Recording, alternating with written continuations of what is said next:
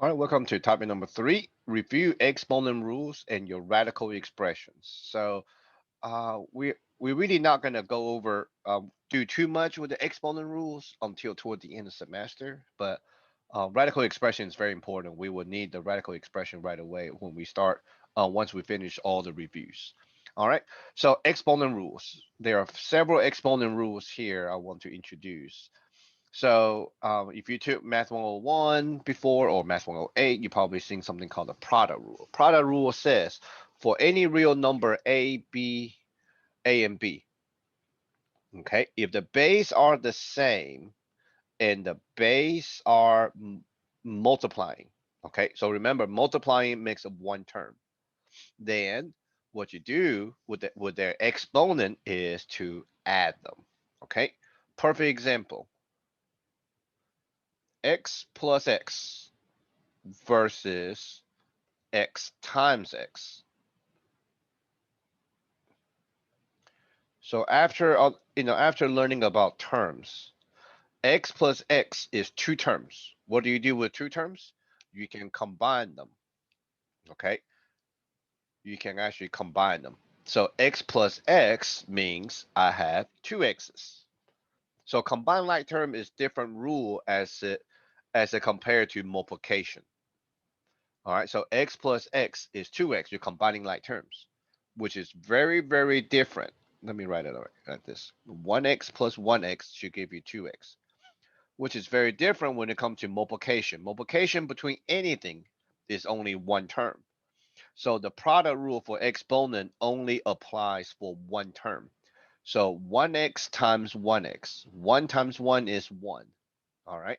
It's just when we're multiplying, okay, when we're multiplying where the bases are the same, we will have to add their exponent. Okay. So if you see an x alone, that x alone simply means 1x to the first power.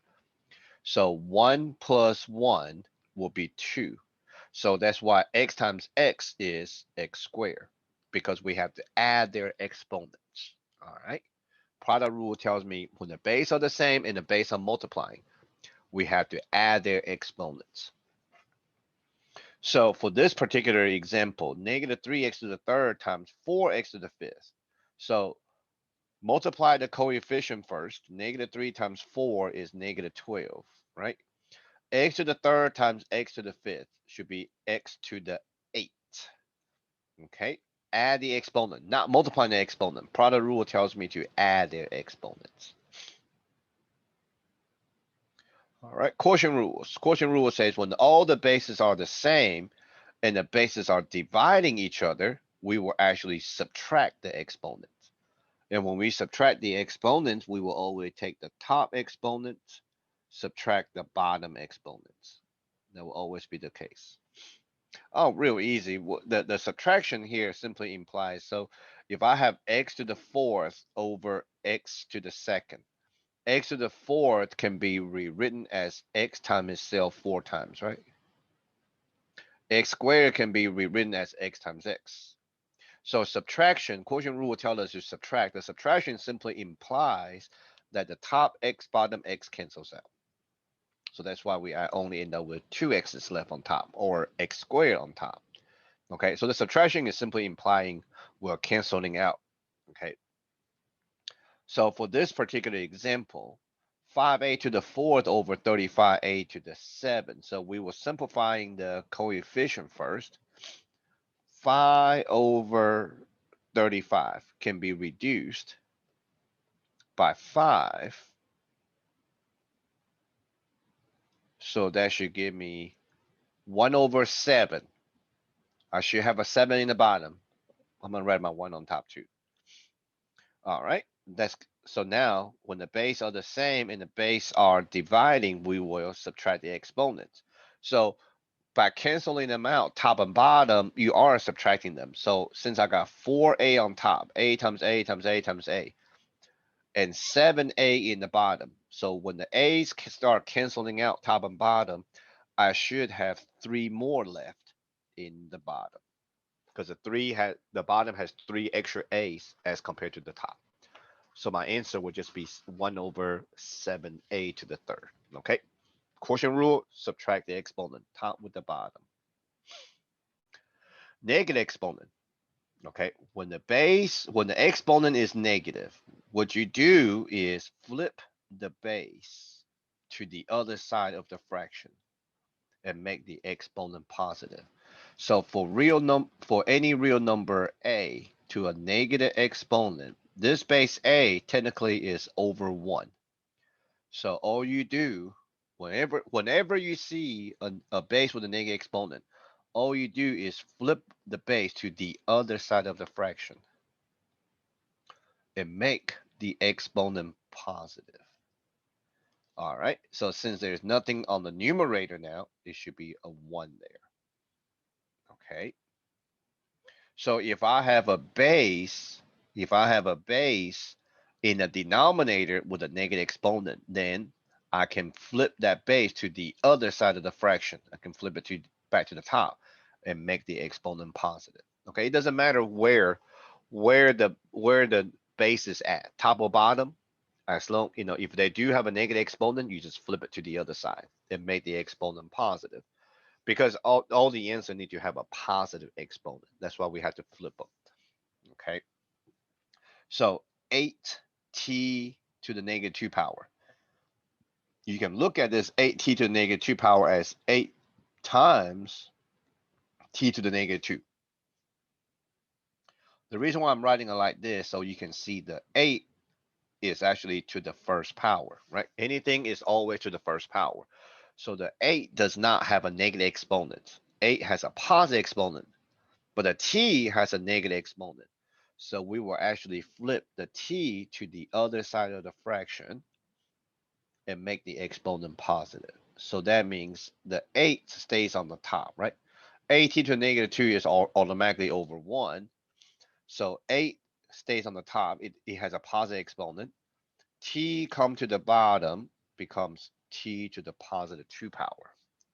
Flip the base to the other side of the fraction and make the exponent positive. That's all you do for negative exponents. Okay. All right, power rule. There's actually 3 different versions of power rule. I can write down the other one. Overall, what the power rule says is this: if the base is raised into a higher power, we will multiply the outside exponents. Okay. So for any real number a to the n power, okay, this base has an exponent already. If I am raising to a higher power on the outside, then what we do is multiply their exponent. It's almost like distribution. You can think of like a distribution where that reminds you to multiply. So I should get a to the m times m power. So how do you know? How do you know it's time to multiply exponents? Okay. How do you know when it's time to multiply exponent? Well, what do you got to see? You got to see a parenthesis. You got to see there's only one term inside the parenthesis in order for you to multiply their exponents. If you ever see a problem look like this, x plus 4 whole thing squared. Well, I do see a parenthesis and an exponent on the outside, but this problem can never be x squared plus 4 squared. You cannot apply the power rule on this problem because inside the parenthesis there are 2 terms. So you cannot do it this way. The power rule, all these exponent rule can only applies if it is one term. All right. So this example here, I have a parenthesis. Inside the parenthesis is only one term. So that tells me to multiply.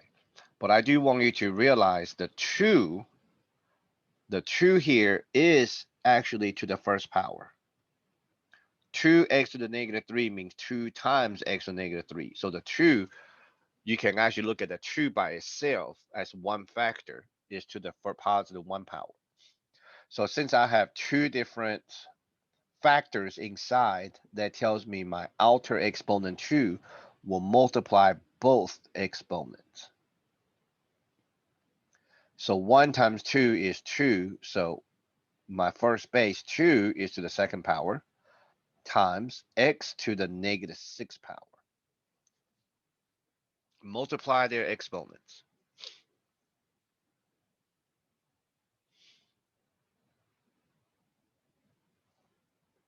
All right, let's simplify, okay? So right now, these guys are automatically over 1. You can think of that way. The base 2 has a positive exponent. It does not move. This x has a negative exponent, so that will be flipped. All right, 2 squared stays on top. 2 squared stays on top. 2 squared stays on top will become 4. X, base x move to the bottom, become positive. So my final answer is 4 over x to the 6th power. So whenever you see a base with negative exponent, always flip it to the other side. Now that being said, later on the semester, we're actually going to do some of these exponent rule backwards. What that means is, if you see 4 over x to the 6th power, I will actually show you how to flip them back to the top. So when they flip back to the top, they will actually be x to the negative 6th power again. Okay. So basically, whenever you flip the base to the other side of the fraction, you have to change the signs on the exponents. But we will talk more about that toward very end of the semester. We will do something with those. Power rule B, I can explain the power rule B already by doing this example. Whenever you have multiple factors inside the parentheses, still one term inside the parentheses, then the outer exponents will multiply all the exponent in the inside. So by looking at this 2x to the negative 3 power, y to the 4th, I'm purposely write the multiplication here so we can separate the factors. 3 factors, base 2x and y. They all raised into the second power. So your first base 2 is to the first power. So this outer exponent will multiply all the exponents that are in the inside. So it's almost like a distribution because once you multiply the exponents, the parenthesis drops off. So this is going to be 2 to the second, x to the negative 6, y to the 8. So only x has negative exponent. So x will be flipped to the other side of fraction.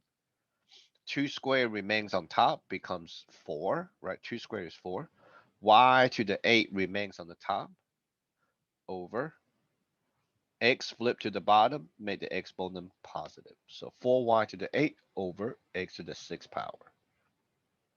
So that's just a quick overview, real quick, on some of these basic um, exponent rule. There's another one, is the power rule C. There's another version, which is just division. Power rule C says if you have A over B, whole thing to the n power. Again, A over B is only one term in the parentheses. So my outer exponent will still multiply all the exponent in the inside. So I get A to the n over B to the n. Just like this one, A to the n over times B to the n.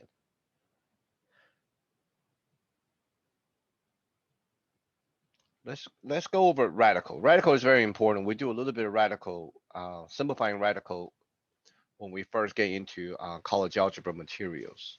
This symbol, I got this symbol, is called a radical.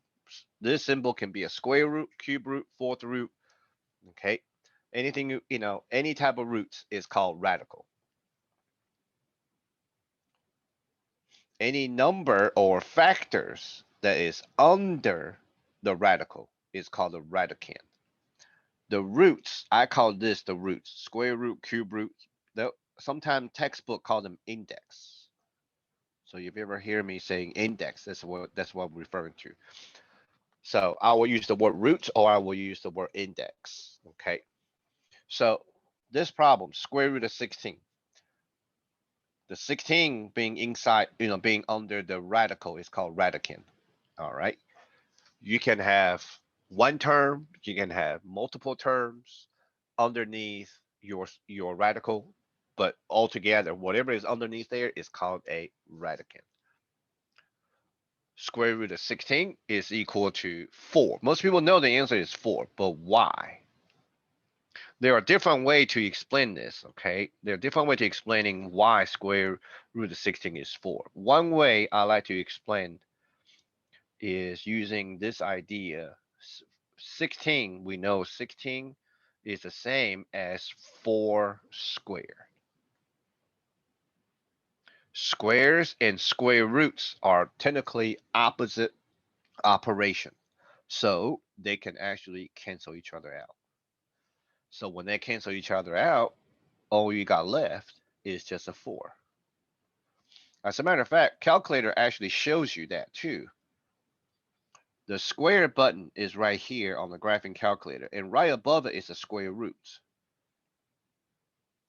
The calculator displays all the opposite operations together. So that's the reason why division is right here, multiplication is right below it, right? The two buttons right next to each other. Plus and minus is right next to each other. Square and square root, opposite operation, right next to each other. Later on the semester, you will learn about this ln and e to the x are actually opposite operation. The log 10 to the x are opposite operation. So all the opposite operations are together, okay, are together on the graphing calculator. So technically, opposite operation does cancel each other out. So only thing I get here is a 4. Now we do need that concept later on too, because if I have a term that is squared, how do you get rid of the square? By taking the square root, by taking its opposite operation. We'll go over that as well. Rational exponent. Okay, earlier these exponent rules, okay, earlier all these example I have for you, all these exponents I show you are integers. What happened when the exponents are fractions? Okay, rational exponents. If the base has a fraction exponent, they will always convert into a radical. So if I have a base raised to the m over n power, the denominator of that fraction exponent is your roots. Tells you how many roots it is. So if the denominator is a 2, that's a square root problem. It will turn into a square root. The numerator tells you the base is raised to that power in the inside, the radical. Now another version we can write it is having the numerator written on the very outside of the entire radical. But we work with this one more often. So rational exponents always converts into a radical. X to the 2/3 power, convert into a radical expression. Denominator tells you the roots. So right away, you see this is a cube root. The numerator tells you the base x is raised into that power. So my answer will simply be cube root of x squared. So vice versa. If I start you off with a radical, like a fourth root of x, right away that base x is to the first power. So your index, your roots is 4. So your base x has a fraction exponent. The denominator is already a 4. The numerator tells you what the base is raising to in the inside. So my answer will be x to the 1/4 power.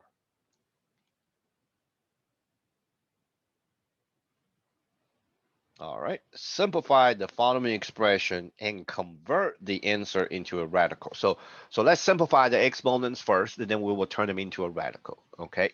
So this is x to the 2/3 power over x to the 1/4 power. So earlier from the quotient rule, when the base are the same and the base are dividing, we will subtract the exponents. So right away, this problem is really x to the 2/3 minus 1/4. We literally have to subtract, these fractions. Earlier, when I use integer, it's easier to just kind of cancel them out in our head. But here I got to subtract. So let me review this real quick. You can put this in the calculator. It will tell you what the fraction answer is. But I want to take this chance to review subtraction of fractions. So when we add and subtract fraction, we always got to find LCD. So LCD between 3 and 4 got to be 12. So rather than write two different 12s, I'm just going to write one of them, okay? All right, 3 become the new LCD 12 times by 4. Numerator times by 4, that will be 8 minus. 4 become the new 12 times by 3. Numerator times by 3, which is 3. So this is going to be 5/12. So my base x is going to be raising to 5/12 power. Now I need to convert my answer into a radical expression. So my roots is going to be 12 roots. Numerator 5 tells me that the base inside the radical is raised to that power. So it will be 12 roots of x to the 5th power.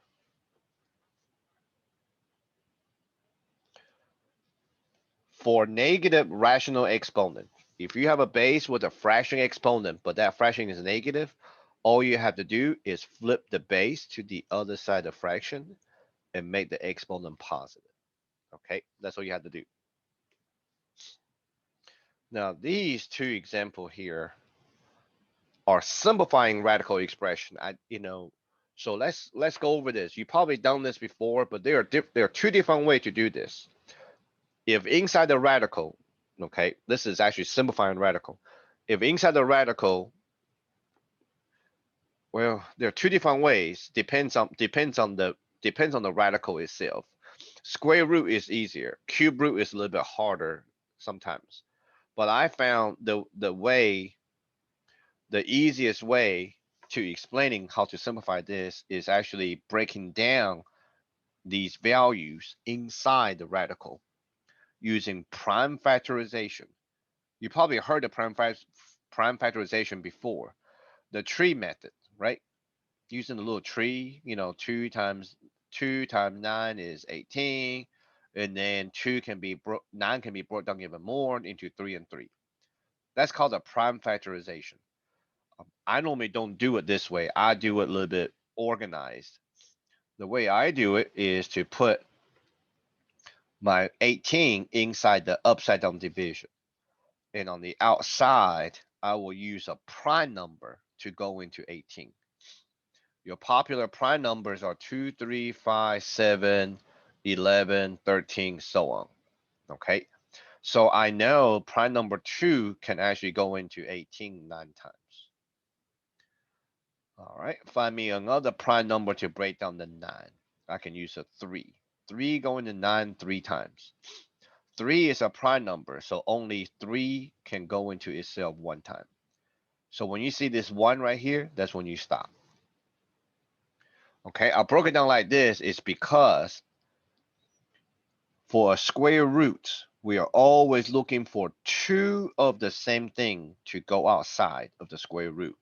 Because the square root of 18 can be rewritten as 2 times 3 square. Because square and square root can cancel each other out, this 3 can actually come to the outside. 2 cannot come outside the square root because 2 is we only have one of them. Because it takes 2 of the same thing to go outside as 1. So the 2 stays inside. So that will be 3 times square root of 2. That's one way. Another way to do this, if you're good at this, then another way might be easier. Another way is actually using perfect square numbers. Think of a perfect square number can go into 18. So that will require you to know all the perfect square number. One square is one, two square is four, three square is nine, four square is 16. So you basically think of any perfect square number to go into 18. So the answer will be 9. Okay. So that means that 18, let me write it right here. That means that 18 can be written as 9 times 2 or 2 times 9. Square root of 9 is 3. Since 2 is not a perfect square, it stays inside. So I get the same answer. But this technique gets a little bit harder when we are dealing with larger numbers. That's the reason why I always show students how to break it down first. So let's break down this 120. And I'm gonna use prime numbers only, okay? I know 5 can go into it, I know 2 can go into it, I know 3 can go into it, but I'm gonna use 5 first because 5 can actually knock this number down quite a bit. 5 go into 120 about 24 times. 120 divided by 5. 24, I can use 2 to break it down. Or I can use 3, either one, don't matter, just pick one. 12, 2 go into 24 12 times. 2 can go into 12 6 times. 2 can go into 6 3 times. And 3 is a prime number, only 3 can go into 3 one time. So it turns out the only perfect square number can go into 120 is actually 4. How do I know that? Just by looking at this, I see to go outside the square root, I need 2 of the same numbers. So these two twos will go outside the square root as 1 2. Everybody else now only occur one time, so they got to stay in the inside. So 5 times 2 is 10. 10 times 3 is 30. So this answer will be 2 times square root of 30. Simplifying the radicals. As you know, 120 is not a perfect square, so there's no point for us to enter square root of 120 because all I'm going to end up with is bunch irrational numbers. Okay, so what we can do with the square root of 120 is actually simplify them. Okay, once we simplify, that's my answer. And we will do a little bit of this when we review on how to solve quadratic equation. All right, let's look at some homework problems. According to the product rule, when the base are all the same and multiplying with each other, what do I do with the exponents? We will add them. Quotient rule, when all the base are the same and dividing with each other, we will subtract the exponents. According to the negative exponent rule, when the exponent is negative, what do I do? Let me go back, just copy this part down. When the exponent is negative,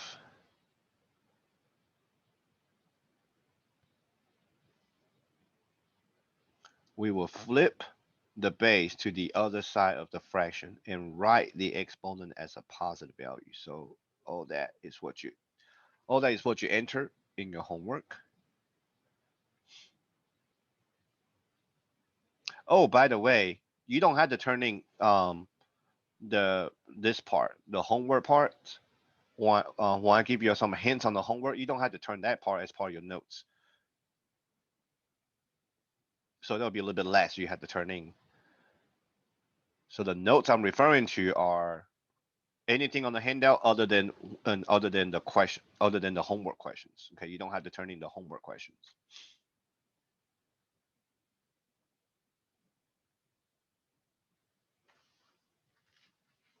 All right. Number 4. What include all roots such as square roots? What includes all roots?